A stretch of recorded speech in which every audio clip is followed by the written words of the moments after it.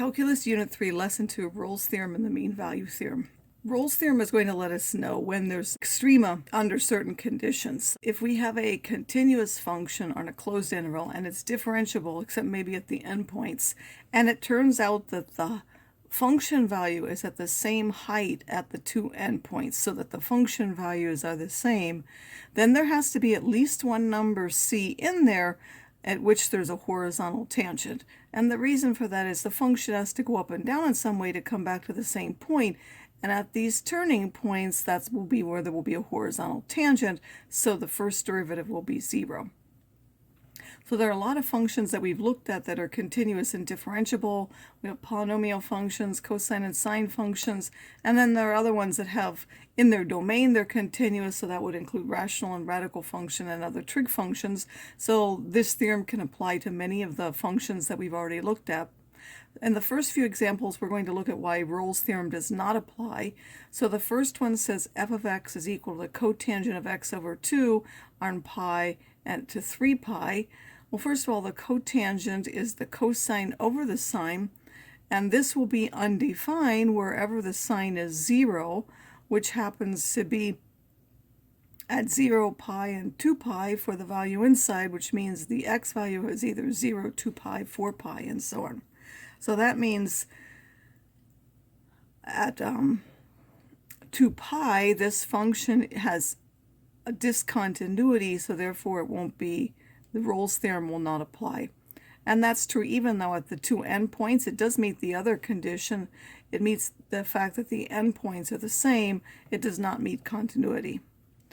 The second one says f of x is equal to 1 minus the absolute value of x minus 1 and 0 and 2. Well, since this is a piecewise function, we're first going to redefine it in terms of the separate pieces. So we put x minus 1 when x minus 1 is bigger than 0, and the opposite of that, 1 minus x, when x minus 1 is less than 0. And we would simplify each of those parts, 2 minus x and x bigger than 1 and x less than 1. And now again, if we look at the endpoints, this one will have the two the same, meaning if I put 0 in this function, I will end up with 0. If I put 2 in that function, I also end up with 0. And it's actually continuous, so this is an absolute value function. They're continuous, but we know that they're not differentiable at the point, and the point will happen at x equals 1. Since 1 is in that interval, Rolle's theorem does not apply. Our third function has f of x is equal to the square root of 2 minus x to the 2/3 cubed, or minus 1 and 1. And again, if we check the endpoints, if we put in minus 1, we'll get 1, and if we put 1, we'll get in 1, so the two function values are the same. And if we look at the function, it is continuous. There are no points of discontinuity in there because there's nothing that would make the denominator 0, and it's a cube, so we can take any sort of values in there.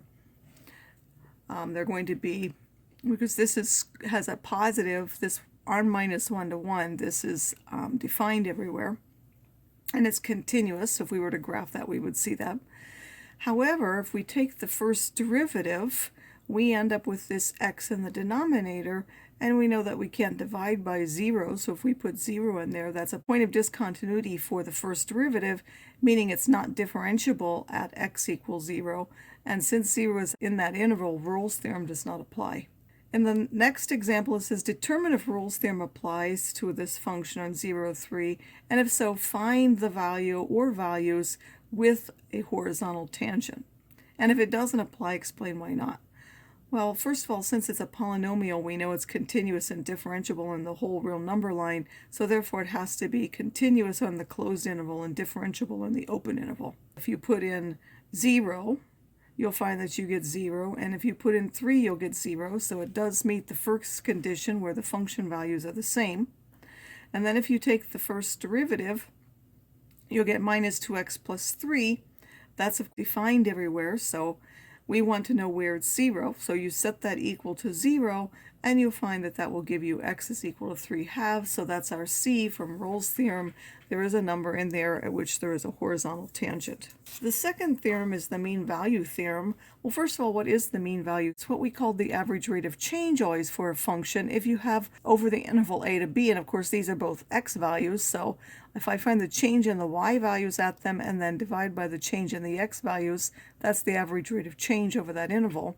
The mean value theorem says that if it's a continuous function and we go starting from wherever a is and we go to wherever b is, then there has to be some point there that if we draw the line from a to b directly, the slope of that is the average rate of change, then there has to be a point somewhere in that interval where the tangent line has a slope which is equal to the slope of the secant line. So in order to do that, we're going to take the first derivative and then set that equal to the average rate of change to be able to find out the point at which that occurs. So in this example, it says consider the graph of f of x is equal to minus x squared plus 5. Find the equation of the secant line which joins those points. Well, first of all, we can find again that will now be the average rate of change from -1 to 2, which is simply the slope of that secant line. So that's the average rate of change on -1, 2. And therefore that's the slope if that is -1. So if we use y equals mx plus b and either one of these points, we will solve for b and find that that's 3. Now the mean value theorem says that there has to be a c in there. Why? Because this is a quadratic function, so it's continuous and differentiable. So there has to be a point c.